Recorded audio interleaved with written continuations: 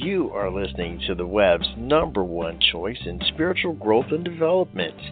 This is Heart Over Ego Radio, a network of shows to provide you with healing and guidance to improve the quality of your life. Check us out on Sundays with the Everyday Psychic Show. Mondays is the Alchemy Sisters. Tuesdays, Radical Spirituality. Wednesdays is Know Thyself. Thursdays, Transcending Love. Fridays, Rain Radio. This is Heart Over Ego Radio. Check us out on the web at facebook.com and Blog Talk Radio. Hello, and thank you for tuning in today. Mandee, how are you? Hi, Crystal. I am so good today for the most part. Feeling a little heavy, a little dense energy, a little sore in my body, but other than that, overall, pretty good. How about you? I'm going to say I feel half and half today. I am no longer lying about how I feel, because usually when somebody's like, okay, how do you feel? We tend to say, great, we feel great. But do we really feel great? I have not been feeling great over the past couple weeks. I just haven't been. So I'm not going to lie anymore. I'm going to tell people, no, I don't feel great. I don't feel wonderful. I feel half and half. So that's how I am. I love that. I respect and honor that, and I love that. What did you mean by that, tense energy? Is it a universal thing? Is it a body thing? Oh, I think I said dense, but dense can also be tense. I thought you said tense. Yeah, dense to me just feels like there's a lot of energies all compacted at once, which, it makes sense for the holiday season because there's so many different people feeling so many different things. There's lots of people feeling grief, lots of people feeling excitement, lots of things happening environmentally. It's winter in most places. So there's just a lot of denser, heavier energy. And I live outside of Atlantic City, New Jersey, just south of Philadelphia. And I've just kind of noticed it's just been a little dense to me. So that's what I mean by that. Gotcha. See, that's kind of fun because I feel like you're the only person around me that I've ever heard talk about it in a everything type of way. Because when I talk about stuff here, it's like, okay, but it's not necessarily me. It could be this, it could be this, it could be this, and I'm just feeling it from all over. And everybody looks at me like I'm insane. They're like, oh, okay. No. You're a highly sensitive empath. No way. That's one of my favorite things I do for myself and I teach my clients. When you can feel that other energy happening and you're not sure if it's yours or someone else's, one of the best tools you can do is ask your angels to surround you in white and blue light and protect you. If they come in and they protect your biomagnetic field, which goes out 6 to 8 feet around us. And that's where a lot of our energy is imprinted upon there. And so if we put up an energetic shield, then we can bounce off the energies that don't belong to us and stay within our own sovereign being and kind of get our thoughts and heads and energies together. And they'll help you do that, but you have to ask them. It's so funny because we decided that today was going to be about healing and angels and stress and all that other fun stuff, and you hopped right into it. I love that. You hopped right into those angels. And it's really kind of funny because yesterday I had a reading, and in this reading they had me draw my stick person because I can't draw at all. And I really wish if they were going to make me draw stuff, they would give me the talent to be an artist, but they don't. So I drew my mean stick figure in the middle of my piece of paper, and then they draw this line or the circle right around the person, and then they had me shade that all in. So it was mucky and kind of dark or whatever, and that's the energy that we tend to feel mostly is how they presented that. And then I had other energy fields that go out from that, which are, obviously different levels of knowledge, different levels of clarity, different levels of feelings, and blah, blah, blah, blah, blah, that as it goes out. So many of us don't understand that our energy field, just like who we are internally, is almost like an onion. And there's so many different layers to that, and what we feel is just the inner portion of that most of the time, unless we work on, I guess, feeling all those different energetic layers. And so even at the times that I'm feeling the shittiest, I guess is how I'll say it, I know beyond that it feels great. And I'm okay, So if I could just get a giant eraser, one of those old school big mistake erasers, and just erase all of this gunk that seems to be in this space that's just like clogging me up, I know that I will feel better afterwards. It's just learning how to tap into that and keep it at a steady state of openness. And right now, I guess over the past year, I too have been struggling with that, just like the rest of my clients. Yeah. Well, it's not easy, you know. We've talked on this show about ascension symptoms, and a lot of times collectively, you know, we're getting ready to move into 2020 here. We're leaving behind a decade. There's a lot of energy shifting, and it's giving all of us an opportunity to really see where we're at, what's going on with an imbalance or a disease within us. Where are we getting triggered? You know, is it mentally, spiritually, physically, emotionally? Are we feeling good? Are we giving too much? Do we need to set boundaries? Things, you know, before the holiday season come into effect. So like me this week, for instance, 2 weeks ago, we didn't meet last week, and I wasn't feeling the best because I was taking my dogs for a walk with my brother, and a fire truck came up the road, and the sirens were going off, and we're like, oh no, like emergency, and we're kind of looking at the dogs, like they're doing okay. And then all of a sudden, this like person leans out of the fire truck, and it was like a stuffed bear or like something like that, like a Smokey the Bear, like dressed up for holiday, like kind of like you'd think it was Santa, but it wasn't. It was like it's like a stuffed animal kind of thing. And so I turned my head, and my brother's like, "Oh, did you see that?" And I was like, "I did." And then boom, I rolled my right ankle, and I have not done that in like so long. And all of 2019, I have like been on crutches half the time. I had an ankle reconstruction in one of them, the one that I rolled my ankle. I have torn every single ligament in it like crazy. Like when I got my ankle reconstruction, I even had to have like a cadaver tendon put in because I had like damaged it so much. So it's like not my first ankle rodeo here. And I'm like, are you kidding me? Because I finally felt like amazing, and I've been doing all my work, and I'm feeling good. And so I'm like, man, what's going on? Why did this just happen to me? And I was like kind of beating myself up about it. And there's two things here. One, I reached out to one of our fearless co-founders here at Heart Over Ego Radio, Jenny McDaniel, the other alchemy sister. And she's like, well, what's it trying to tell you? Were you like distracted? Are you distracted by certain things right now? And I was like, yeah, true. I'm definitely like a little distracted. And I'm sitting there thinking like, you know, what else is going on? Like, oh, well, I've been a little hard on myself recently. And I'm like, you know, what else could it be? And then I went to one of my favorite resources is Louise Hay, You Can Heal Your Life. It's just like this amazing book that was written in 1985, and it's helped me to heal so much. So anytime I have something like that happen, I go to the book and I look it up, and I try to get super honest with myself. So when I looked it up, it said ankles represent inflexibility and guilt. Ankles represent the ability to receive pleasure. And I was like, oh, shit. I'm like, that's totally been me lately, because I released a relationship back in July, and I ended up moving back home with my family. But I needed to also. I'm helping take care of my grandmother right now, and it's not the easiest thing. And there's some really difficult energies around sometimes, and sometimes I feel a little bound and a little stuck, and I've been feeling like I've been lacking joy. And so I was like, oh, shit, this is totally why I like rolled my ankle and took a digger, and this is, oh, man. And so the affirmation to correct and like strengthen your ankle and help to heal it are, I deserve to rejoice in life. I accept all pleasure, all the pleasure that life has to offer.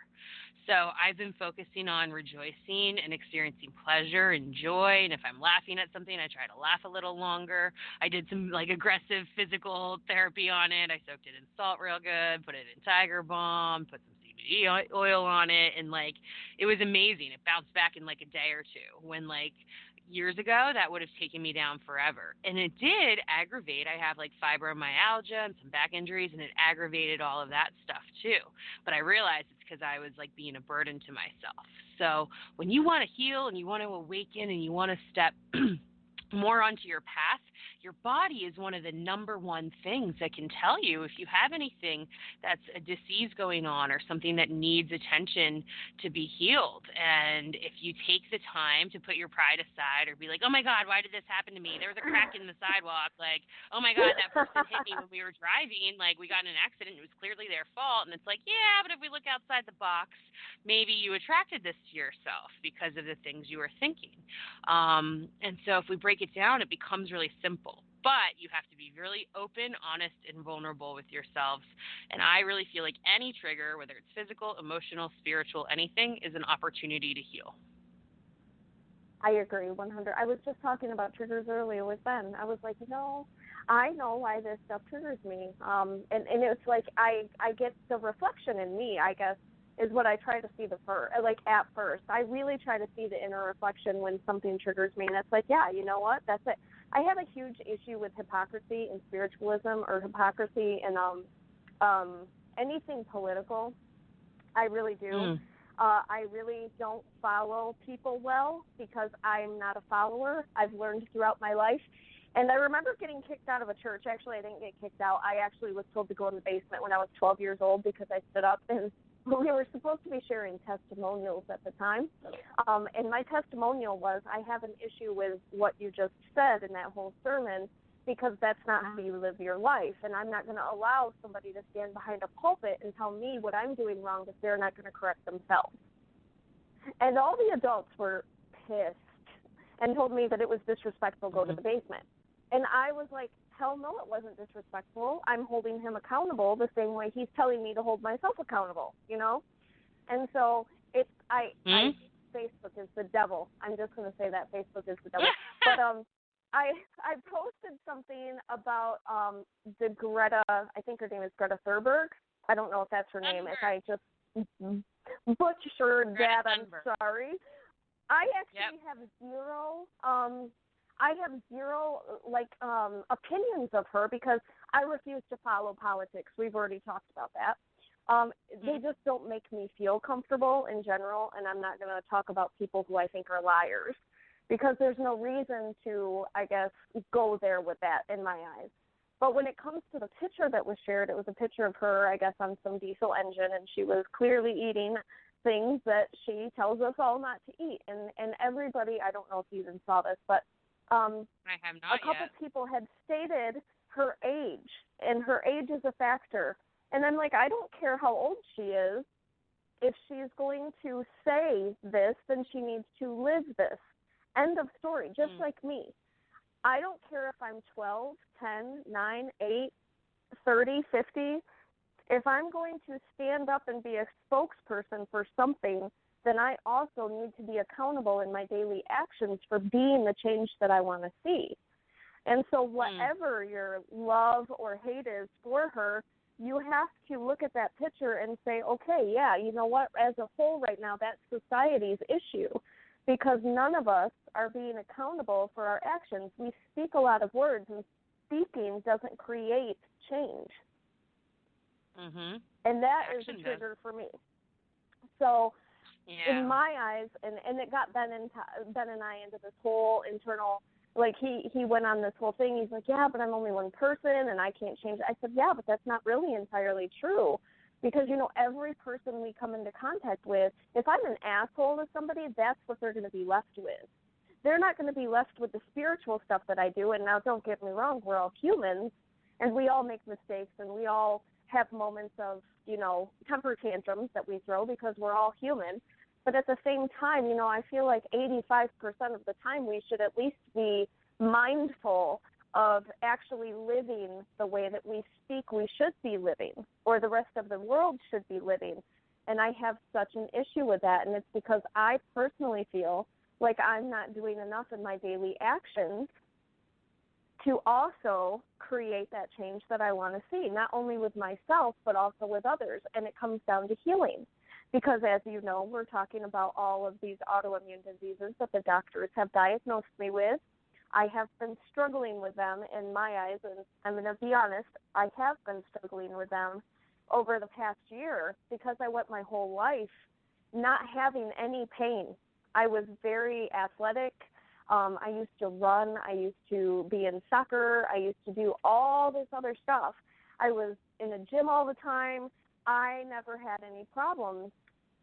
I did have tendon issues. I've also had tendon reconstruction in my left ankle.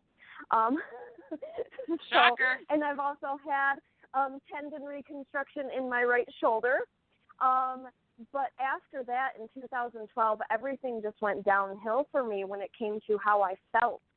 And it was then that things started to progress in a way that it's just like, I'm not healthy and something needs to change. So I looked at food as being that thing to fix, because I feel like God put food and things we eat on the earth to be our medicine. I really feel like the universe has provided that medicine for us, so I should probably use that instead of narcotics.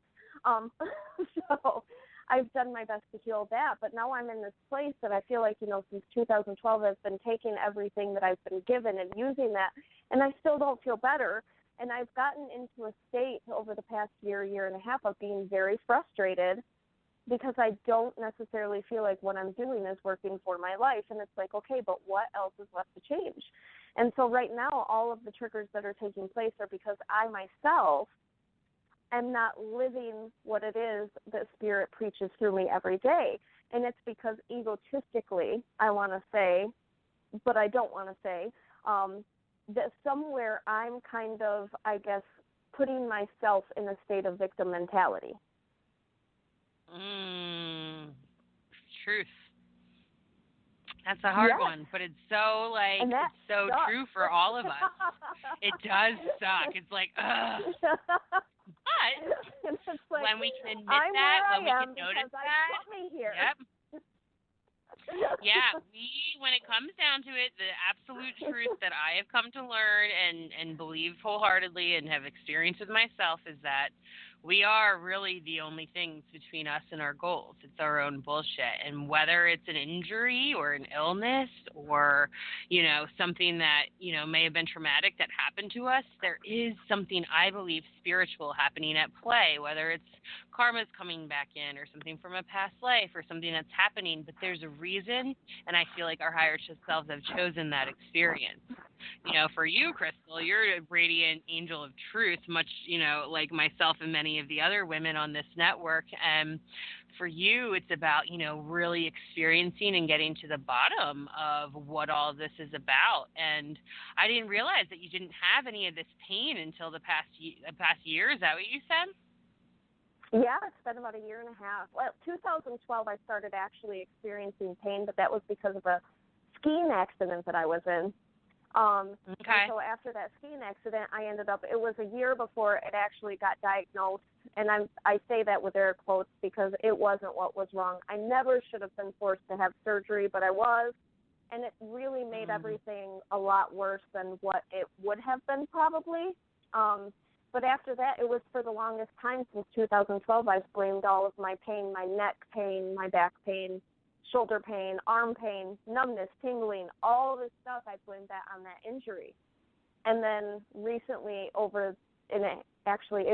it's just a year because it was last year in October, I was diagnosed with different autoimmune diseases.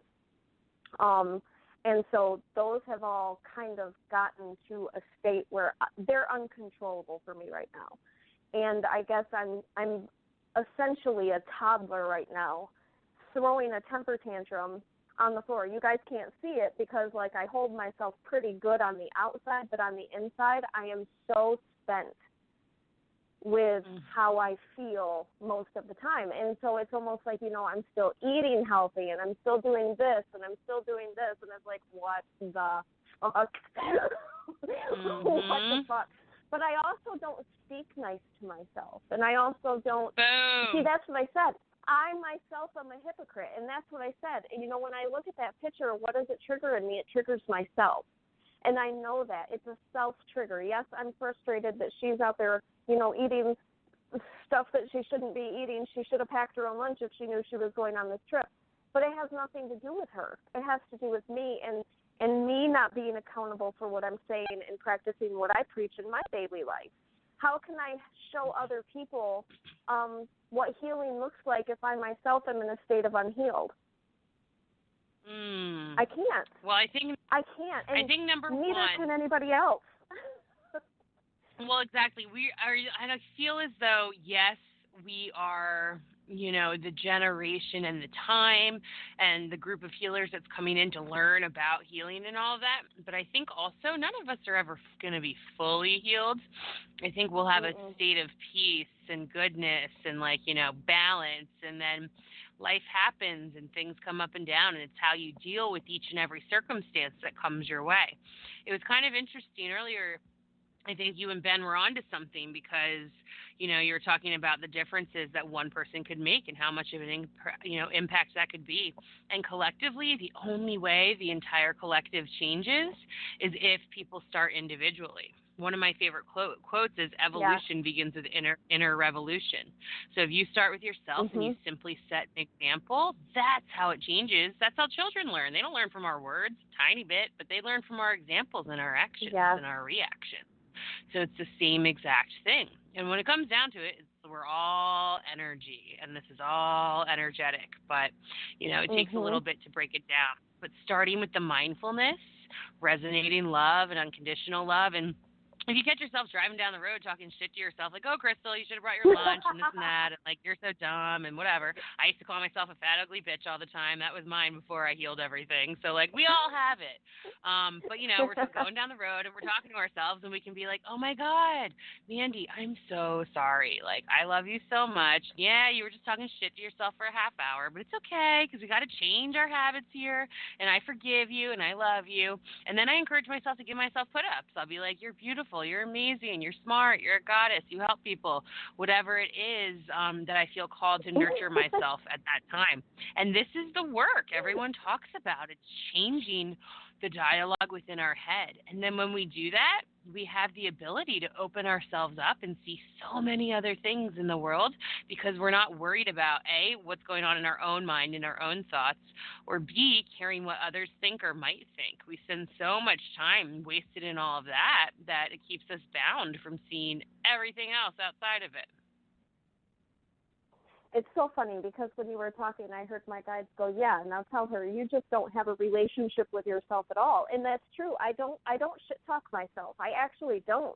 I just don't talk anything. It's almost like I do this, and I'm going to tell you, God, I'm opening up something fierce in this, and it's like so much is coming out of me right now that I'm like, okay, whatever. I'm a pretty honest person, and I'm honest to a fault sometimes, but I also want clients and listeners and other people to know and understand that we're human, and we also go through this stuff too. It's not just we're woke up one day and poof, I'm this magical human being that can have all of the answers given to me. No, we've still got to get through the shit too. But I don't have people in my life because people in my life have mistreated me.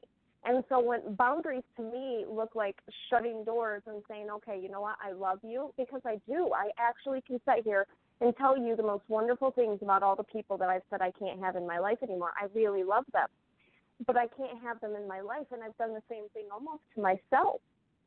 I don't know who I am in this person anymore. I know who the past me was, and I've shut that door to the past me, but I haven't given myself the opportunity to get to know the new me. And so I'm kind of sitting here within myself like, hey, who the hell are you? You're a stranger. I don't know who you are. I don't know what you represent. I don't know what makes you tick. I don't know what makes you, what do you love about this? Where is your passion in this? And it's like simply stated, I have no need or want to know how to do anything else other than specifically channel. I just don't. And I've been around people since 2012 that have kind of tried to force me into different realms of healing and different forms of doing this, and you should be doing this. And none of that feels comfortable to me. But just as the empath does, I followed that train and jumped on their ways of doing things versus stayed on my own track. And this is like really the first time that I've said, no, fuck this shit, I'm staying on my own track because I really want to figure out what it is that makes me tick. And truthfully, there is nothing more beautiful to me than being able to sit before a client and allow spirit to say whatever the hell is going to ignite their life in that moment, whether it be guides, whether it be healing things that they've done in their life, and bringing up their traumatic experiences, or really just bringing through somebody that they miss and they love. I don't need spirit to do anything else through me, and I don't need to prove myself in any other realm. I really am just comfortable being here. And so I struggle with that. I actually struggle with being comfortable where I'm at because everybody says, well, you should be doing this and you should be growing. And I'm like, but that doesn't feel comfortable to me. I'm okay just growing healing. with your business, like adding modalities to your business? Yeah, I just do what spirit tells me. I've always done that. And if somebody needs a healing instead of like spirit will always provide you the knowledge of what needs to be done to a client. Always. I really firmly believe that. I don't need to be a Reiki master in order to heal people with energy because the angels will use me the way that they need to use me. And so it's really just more me tuning into the human being and allowing myself to be open to the different avenues in which spirit wants to learn or the different ways in which spirit wants to come through. And so part of the time I'm kind of like I downplay myself, I guess is what it is. If I don't channel spirit, I don't charge people. And so I'm kind of saying, okay, this hour that I just spent with you giving you all this amazing information, and really it was a guide session where guides came through and talked, I don't charge them. Even though they received the same amount of information and the same amount of love, I tend to just be like, and okay, time well, and energy. So there you go. Exactly. And so I'm not loving myself the same way, but I also, there's pieces of my human self that are like, okay, I didn't give them what they came for, but I did. And so all But you of did. these Sometimes pieces, people don't know what they're coming for. Exactly. And it literally states that on my website. Just a lot of people don't read the website, but I'm not accountable for what they don't do. And so it's kind of one of those things that it's like I have to love myself more in the sense all realms. I am important in everything that I do. And all of the energy that I share to somebody, as long as it is with love, then I deserve the same love back in whatever energy form is given. And so there are so many different things that I'm trying to learn about myself now going forward to really fall in love with who I am. Because I'm not the same person. I've grown so much. I've changed so much. I've done so much. And I'm not going to be what other people want me to be. And for the first time in my life, I can actually say with conviction that I'm okay with that. Here, so I'm proud of you. That's where I'm at. That's where I'm at with all of this. And so I feel like some of that has to do with this autoimmune mess that I'm dealing with. I really think some of that has to do with all of this mess that I'm dealing with. I would agree. I believe there's definitely some validity to that, an opportunity to look into some new ways to heal it.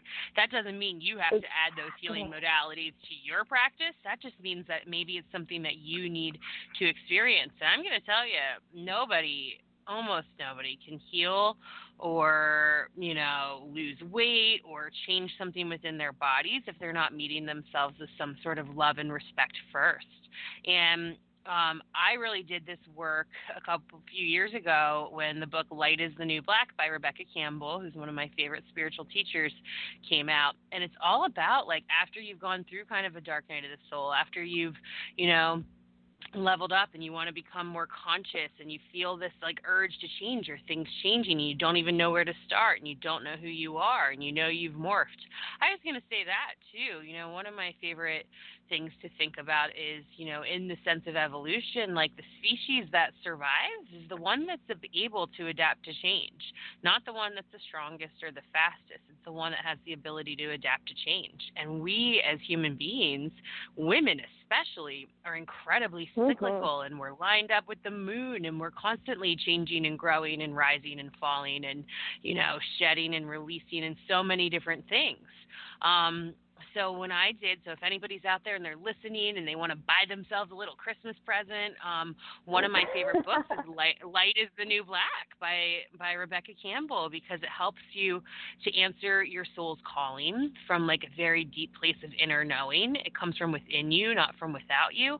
And it starts with the very simple things of what lights you up. And you start this like really small, like say you're pretty numb, like the way Crystal's been experiencing lately. For me, if I was experiencing that when I'm in that kind of space, I call myself a little numb because I'm like, I don't know who I am or what I'm doing or what makes me happy. Yes. I'm just like, blah, blah, blah. Kind of like what was going on with when I rolled my ankle the other day. So, or a couple weeks ago. And so I'll be like, what does light me up? And it'll be little things. Like I buy myself roses each week because in this book, one of the things was flowers lit Rebecca up. And I was like, they light me up too. And it's like, then I was like, oh, I can't buy, then you go through the insecurities. Oh, I can't buy flowers because she likes flowers. And the cool thing about this book is it's like literally written like they write it to you as if they know you. It's like the craziest thing. So it's literally like a trigger in itself. It's awesome.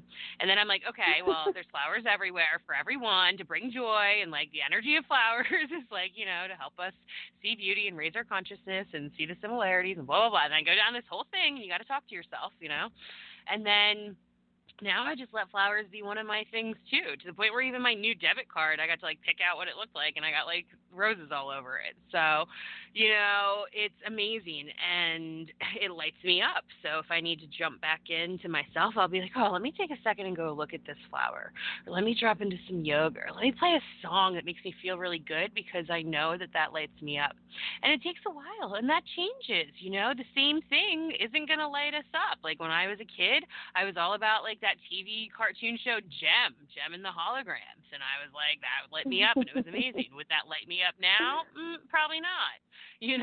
So we change, we grow, we evolve, and it's really important, especially as women, especially as empathic women, to get very clear on how you're changing and evolving, what's rising and falling away, and what brings you joy at that time. If it brings you joy, then it's meant for you.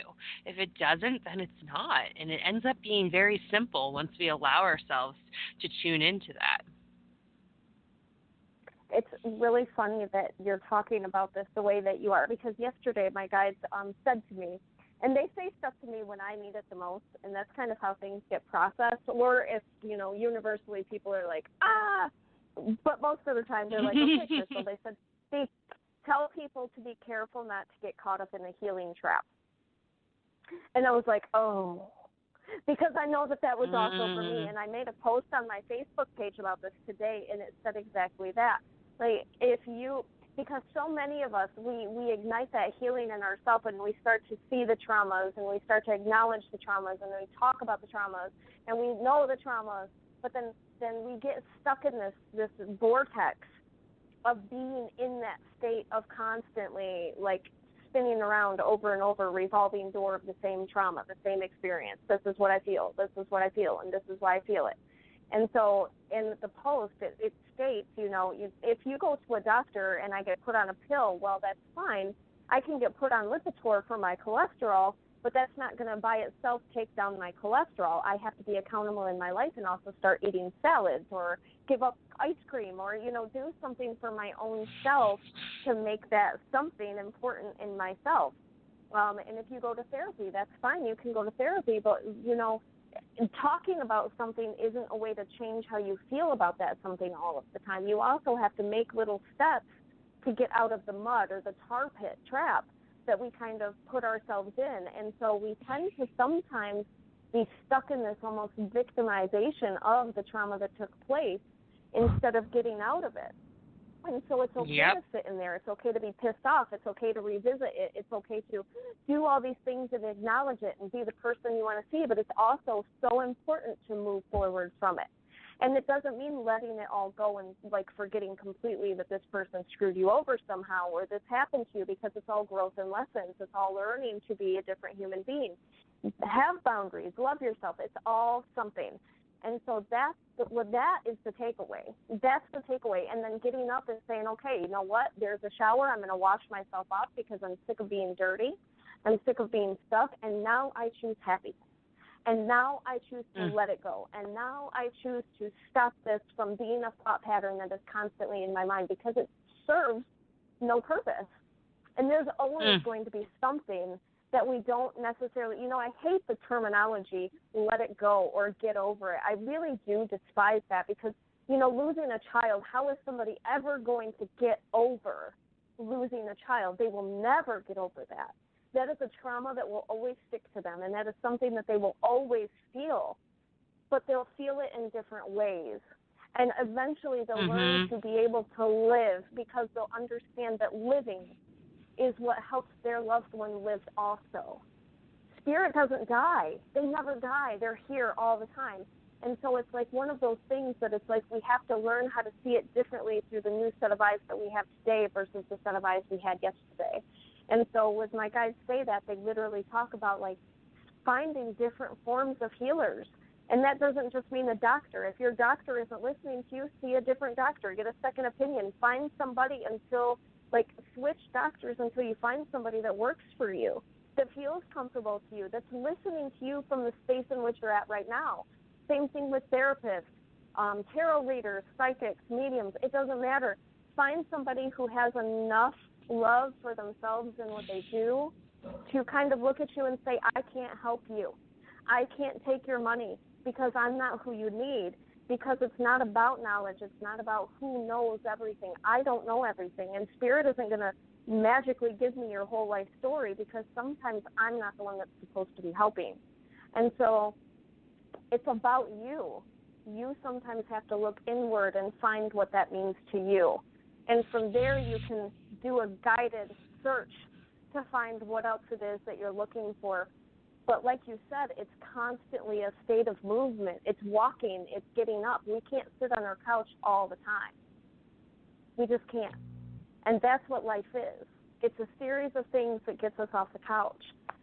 And I feel like if I were to put myself in this statement based on what we've been talking about, I'm sick of being on the couch. I love that.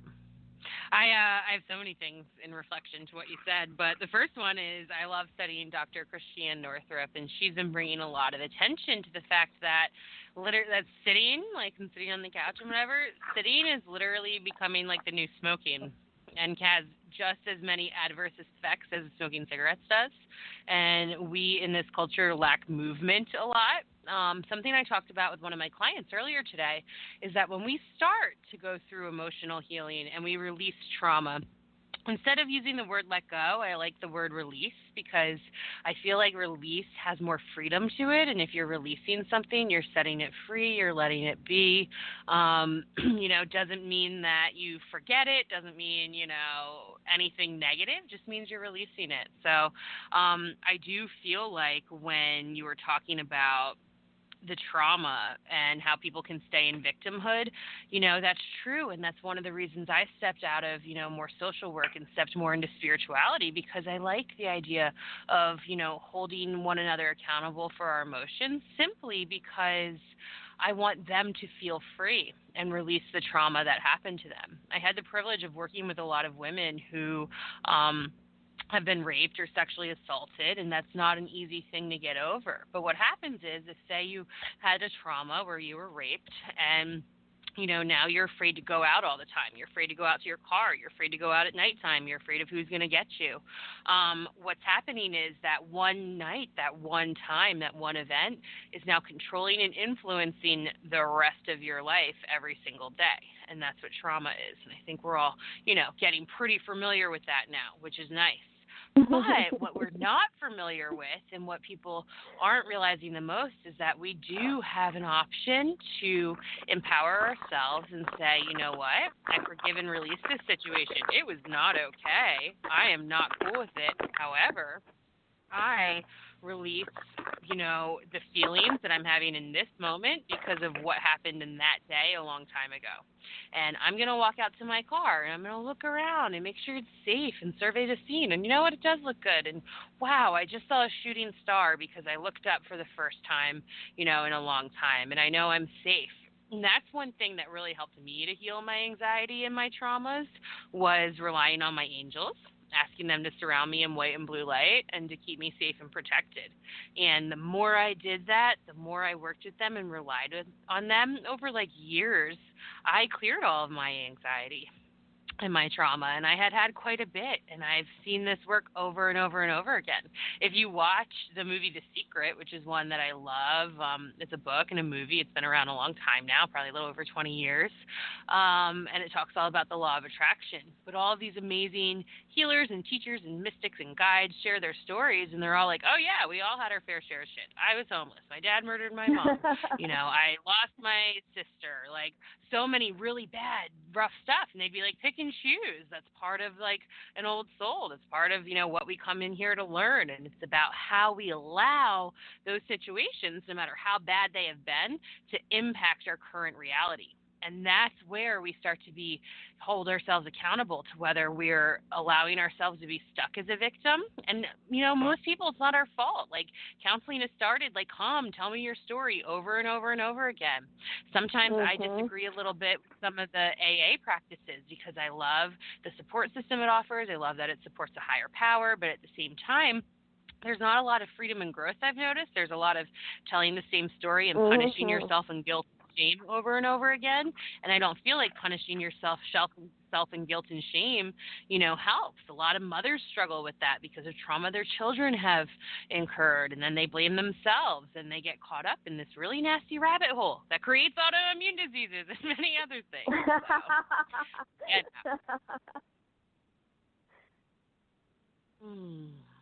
So yeah, sitting is the new smoking.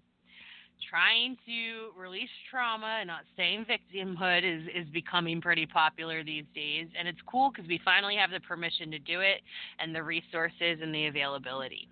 Everybody does it on their own time.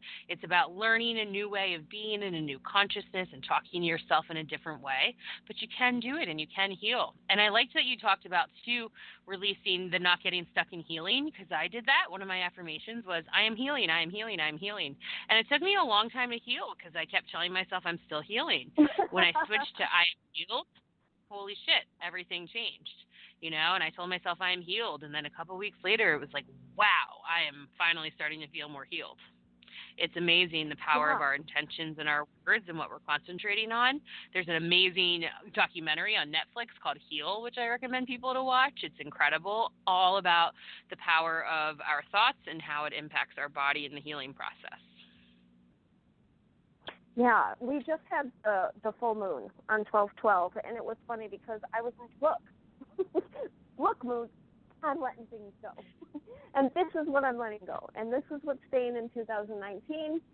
And in 2020, everything is going to be completely different for me because I'm not wanting to carry this anymore. I literally feel, excuse me, I feel like when spirit gives stuff, burdens, whatever, when they give anything through me that is in trauma form, they put it in the form of a backpack. And, like, they put weights in it. It depends. Like, every single thing that we carry is like a brick that they put in our backpack. And some of it we're supposed to carry because, once again, we contract to be here with certain things and purposes and lessons. We all contract that. So some of those bricks do belong to us, but how much is put on top of us through the stuff that we do. And it's also really funny because if you look back, sometimes, and I'm sure you see this a lot when it comes to a lot of the people that you talk to, there's this old thing where, like, our parents are to blame for this stuff, and I just don't think that that's true. I don't think your parents are to blame really for anything because they were at a state in which they knew how to love. And some of them don't know how to love. Some of them don't know how to communicate. Some of them don't know how to be accountable. Some of them don't know how to be parents. And so, I mean, like, what happens in those moments is, did they love you the way you needed to be loved? Absolutely not. But it wasn't because they didn't necessarily love you. And that's really hard for people, I guess, to understand. And, of course, there's different variations of this. If you had, parents who molested you or anything else, I can see how that doesn't necessarily reflect in your eyes what I'm saying. But I can say through normal childhood traumas, having a dad that's a little heavy-handed or an alcoholic or a mom who's not emotionally there or abusive mentally, emotionally, all that other stuff, this is the norm of what they were raised by. And it's our job to take those cycles and break them. And so they did the best that they could with what knowledge they were given, and they weren't given. We literally have we're in the best time frame right now.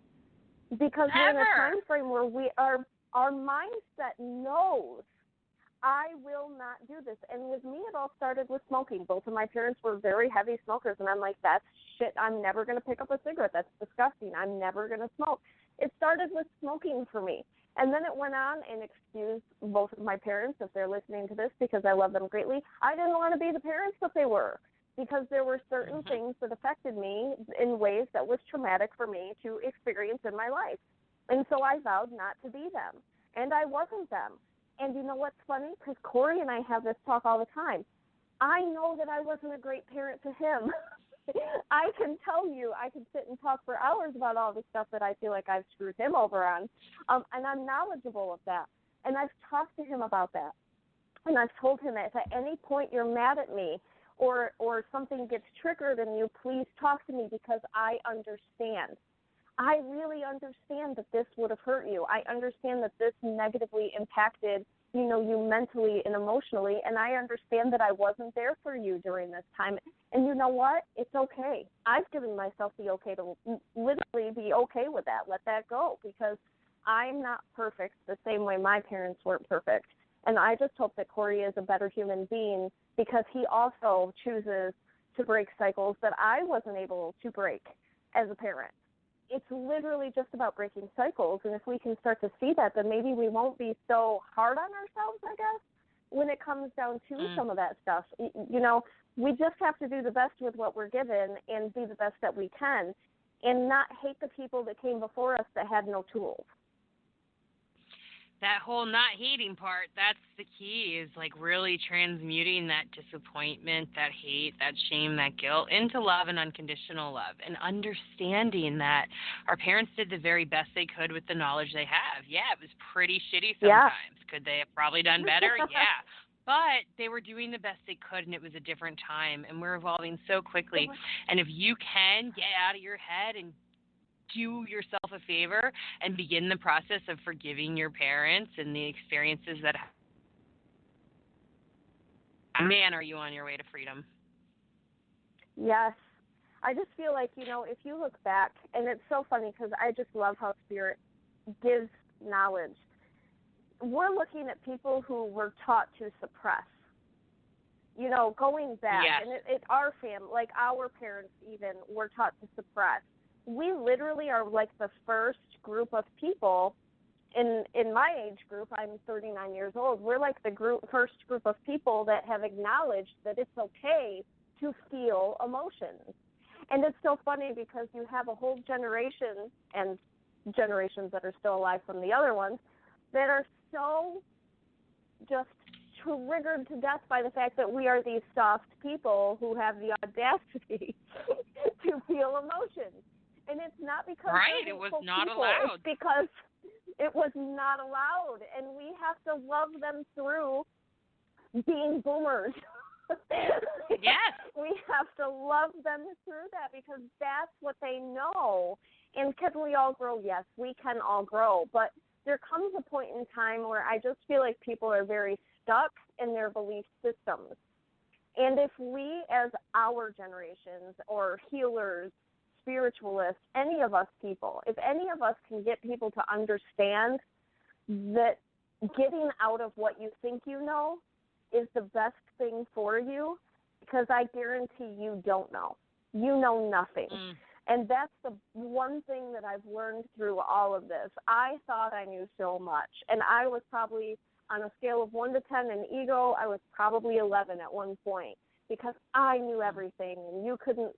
You know what? I knew nothing, especially when it came to, like, love and understanding and patience and unconditional. And these were all things that I wasn't taught growing up. But it's my responsibility to learn those things. And I was open to receiving what it was that they wanted to give to me. And that's all part of the healing process, too, is waking up and realizing I know nothing. Yeah. Learning, growing, you don't. And the more... Yeah, you don't. Sorry, I totally was just jumping on you and, like, right there with you. Like, it's true. It's true. The more you know, the less you know. It's insane. It's insane how that works. And there's always something more to learn if you sit back and allow yourself to be a little humbled and witness things. It's really funny, though, because I don't know how you be learning or knowing things. Since since 2012 when my guides were like, okay, let's do this shit. I really feel like everything that I know comes from my gut. It's literally just a gut knowing. Whether it's right, whether it's wrong, whether it's this, whether it's that, because there's so many different variables that we can't see. We can only see as humans what's in front of us. And that's all you're ever going to see unless you tap into your heart, until you tap into spirit, until you tap into a different form of energy. That's all you're going to see is what's before you. You're going to live your life in a black and white world when we are so surrounded by such a huge area of gray, and you are missing out completely because your realm of knowing won't allow you to see. Yep. Whew. We've been covering a lot tonight here on Heart Over Ego Radio on Radical Spirituality. It's been kind of a fun night, I guess. I don't know. We didn't talk a lot about, like, angels, though. Did you want to talk about angels and how they heal stress? Yeah, we were going to talk a lot about angels. We gave them some insight. Were. Well, there are so many things. My mind was going all over the place. But, yeah. Oh, I know. One really important thing I wanted to say before we get to angels. My angels are reminding me. Thank you. When it comes to blaming our parents, we have a lot of entitlement going on as we're feeling our feelings, as it's okay to talk about our feelings. We still have a lot of blaming our parents happening. And people will often say, well, you chose to bring me into this earth, so you owe me, is one I hear often. Have you heard that before, Crystal? I have heard it once, and I literally did the same thing. Ugh. Yeah. Well, you chose so so it's really on you. Exactly. The way I see this whole Earth School thing and why we're all here is that, we come from, when we're in the non-physical, a place where there's many, many, many, many beings and many, many, many planets. And to have an opportunity to come and incarnate on Earth is somewhat of a privilege and rare. You come here to learn and to experience, simply to use your senses, the stuff we don't even think about right now often, tasting and touching and feeling and smelling and all of these incredible things that we can't do when we're up there in our light bodies. So we line up, we assemble angel teams, we have soulmates and soul family and all kinds of different things, and we line up trying to get here. Sometimes we choose to dip out. Sometimes that's before we get here, sometimes after. My belief really is that when we choose to incarnate, that we kind of dip in and out of the womb space a little, and that our soul really comes in at the time of birth. When I say dip in and out, it's kind of like you come into your mom at a certain time and you get comfortable and you get to know each other. And I have not given birth in this lifetime yet, but many of my friends have. And I have heard, are there times that you feel much more connected with the baby in your belly? And then at times it's just there. And they would talk about it, and it made kind of sense to me as to what I saw spirit-wise. And then once we get here, we obviously all have amnesia and we forget about, what we were thinking in the non-physical, and we come down here to learn. One of my biggest things that I came down here to learn was self-worth and self-love, and everything in my life, was teaching me, was pointing me and triggering me into learning that, but I wasn't able to see that because no one ever taught me that. It was, through self-discovery. And that's what we're trying to really clear a path for here, so that everyone else has the opportunity to see that and heal themselves and ascend together. So blaming your parents, not cool anymore. Even though you've been through traumas and dramas and it was not okay what happened to you, forgiveness really comes when you can start to release, the things that your parents did to make you the way that you are now. That's okay. You gotta. It's okay. I'm at my house, and my dog decided that he heard something outside, which he does all the time, and I apologize, but he's not going to stop barking anytime soon. Maybe he's just chiming in and clearing the energy a little for us. You never know. Good boy. Good boy. So I did want to talk about angels for just a few. Angels are, I'm sorry, I retract that, Angels are one of the biggest and best and most underutilized spiritual tools that we have. They are beings who are assigned to us from birth often. We have guardian ones, we have main angels, we have angel team, we have other angels we can call on, like archangels. Archangel Michael even has a whole legion of angels underneath him. Like, there are tons. And their job and purpose is to help us during our incarnation while we're here experiencing Earth. Because of free will, because we chose to come in here and experience, we have to ask permission for them to intervene and help with us. So I would start simple back, when I first started healing and working with angels. I'd ask them to surround me in white and blue light and protect me and keep me safe when I was feeling anxious or scared or worried. Now it's like I use them all the time, little things like, oh, angels, I'm running a little late. Can you help me get a parking spot? Or can you help surround me with good drivers so I have a nice, easy ride? Can you help me come up with an idea for a Christmas present for so-and-so? Like the simplest things, and especially the bigger things. Please give me signs for guidance and clarity into what my next, step is. Please support me and help me to release this fear or step out of this anxiety. Whatever it is, no matter how big or how small, they are there and they can help you. And they'll send you all kinds of signs. For me, when I see consecutive numbers, 222, 333, 444, all those things, it's for me a sign that I'm on my most authentic and real and right path at this time. Sometimes they'll send you messages through song lyrics, through things that happen visually or street signs, all kinds of amazing stuff. But they're with you. If you ask them for help, they will help you. And if ask for some signs, they will show you. Crystal, I wanted to know before we wrap up our show tonight, what do you have cooking and going on and coming up, and how can our listeners get a hold of you if they want to connect with you more? I am Mid Mitten Medium, pretty much everywhere you can find me, so it's Mid Mitten Medium at yahoo.com. At yahoo.com. I'm literally getting my pages mixed up here. But I'm also Mid Mitten Medium on Facebook. And tomorrow I have a Living Empathic 101 class. And I am not online yet. I don't do technology very well. It tends not to work around me. But Mandee is actually manning the radio tonight because my internet is being crazy still. So I feel like it's just a me thing. I don't know if I'm doing that in the future, but I'm grateful to be able to hold space with some people tomorrow if the weather permits that to be so. Other than that, that's kind of what I'm doing. And I'm actually kind of excited about this class because a lot of us know that we're empathic. Yes, tell us. And when we think about being an empath, most of the time, if you look it up, a spiritual empath, they're like a sponge. That's what people say because we absorb stuff. And I literally got, when I decided to do this class, I don't like teaching at all, But my guides seem to like it when I teach, and so apparently does the universe. Because you're an awesome teacher. Sorry, interrupting. You're an awesome teacher.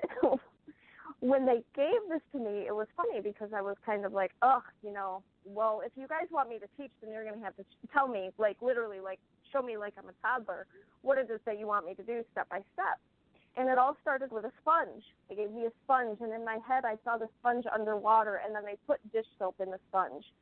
And it was like they were running it. And no matter how much water you run into a sponge, what happens? It doesn't matter. Once the soap is in the sponge, it's in the soap, the soap is in the sponge. And so if you look at yourself like that, you're never going to be clean, ever. And so they gave me a different mindset behind what we actually are as empaths. And that is what my people will be learning tomorrow. And instead of being the sponge that absorbs, they said you are supposed to be the conduit of the energy. You are only supposed to know this energy as it comes through to you to pass along, and it is supposed to move through you as quick as it came to you. And so, therefore, you are not a sponge. You are not an absorber of energy. You are a conduit of energy. You are literally supposed to have the knowledge before you for that time being, and it is supposed to be gone just as quick as it comes.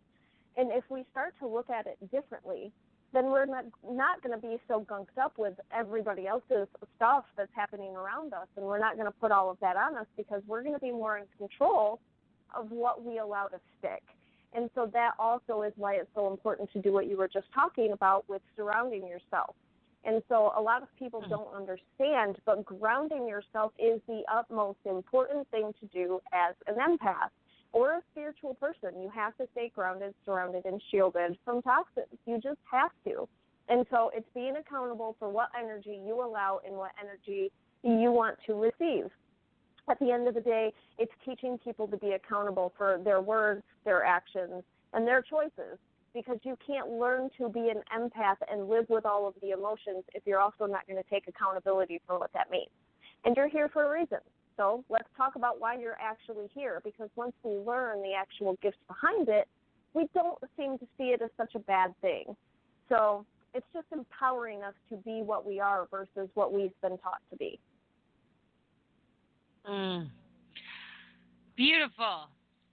Thanks for tuning in to Heart Over Ego Radio.